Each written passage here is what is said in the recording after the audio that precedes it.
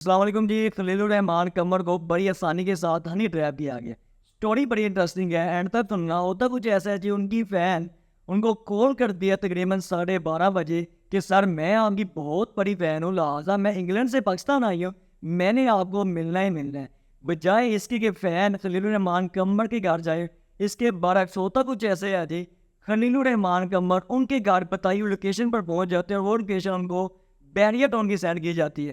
اب فین کو ملنے کے لیے جیسے ہی بیریا ٹاؤن کے اندر خلیل الرحمان صاحب پہنچتے ہیں, ان کے گھر پہنچتے ہیں, بڑے پروٹوکول کے ساتھ ان کو استقبال کے لیے دروازہ کھولا جاتا ہے. اور 5-6 منٹ بات چیت کرنے کے بعد ان کی فین بھی آگے پیچھے ہوتی ہے.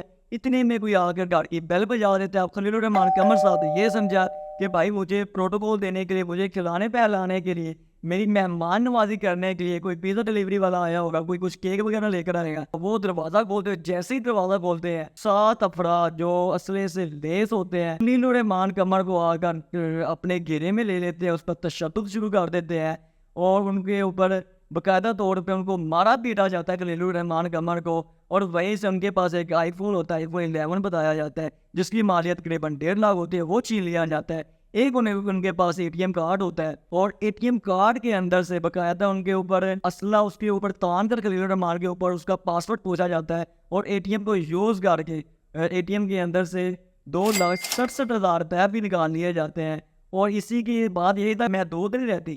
اسی کے ساتھ ہی خلیل الرحمان قمر کی آنکھوں کی اوپر پٹی باندھ کر نامعلوم جگہ پر لے کر جاتے ہیں اور نامعلوم جگہ پر لے جاتے ہوئے ان کے اوپر باقاعدہ طور پہ تشدد بھی کیا جاتا ہے اور مزید 1 کروڑ کی خلیل الرحمان قمر سے ڈیمانڈ کی جاتی ہے.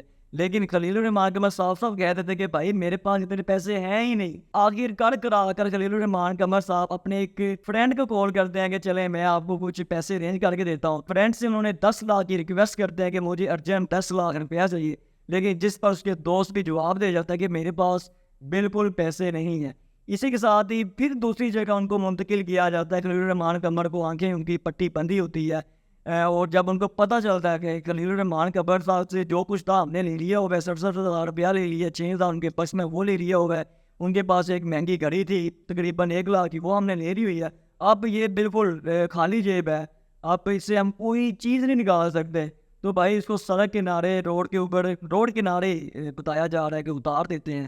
اور اسی کے ساتھ ان کو باقاعدہ طور پہ یہ کہا بھی جاتا ہے کہ خلیل الرحمان قمر صاحب آج آپ کا آخری وقت ہے, آپ کو شور کا ہمیں آرڈر ملا ہوا ہے. خلیل الرحمان قمر صاحب بھی ڈر جاتے ہیں, لیکن اللہ تعالیٰ نے جس کی جان بخشنی ہو. ہوتا کچھ ایسا ہے جی, جیسے ان کو اتارتے ہیں ان کو ڈرانے کے لیے خلیل الرحمان قمر کو اس کے پاؤں کے اندر فائر کیا جاتا ہے, لیکن خوش قسمتی سے کوئی جانی نقصان نہیں ہوتا خلیل الرحمان قمر صاحب کا. اور اس طریقے سے خلیل الرحمان قمر کے اوپر تشدد اور ان کا جو مالی اور جانی نقصان بھی کیا جاتا ہے.